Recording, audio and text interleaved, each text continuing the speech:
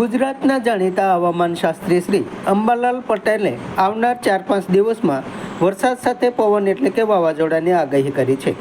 આ આગાહીથી ખેડૂતોને આ સમાચારથી ભારે પરેશાનીનો સામનો કરવો પડશે તેવું લાગી રહ્યું છે।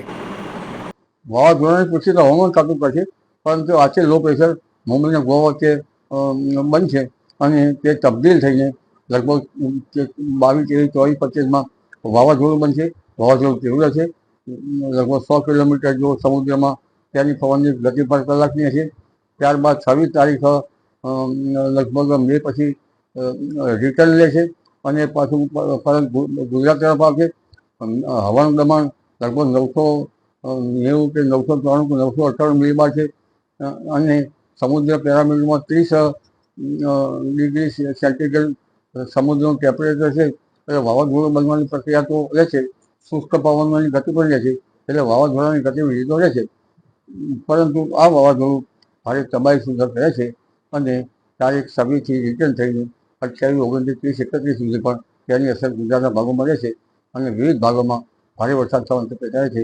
બીજું વાવાઝોડું બંગાળ ઉપસાગરમાં 28મી લગભગ મેથી ઓનવર્ડ થશે। હાલમાં આંદામાન નિકોબાર ટાપુ પર ભારે વરસાદ થશે અને આ વાવાઝોડાના ગતિવિધિના કારણે પશ્ચિમના પવનના કારણે ચોમાસું દક્ષિણ તરફ કેરળ કાંઠે લગભગ 28 મી આસપાસ આવવાની શક્યતા રહે। કદાચ મંદ પડી જાય તો 4 થી 5મી જૂને આવવાની શક્યતા રહેશે, પરંતુ તેની ગતિવિધિના કારણે ચોમાસું વહેલું આવી શકે છે।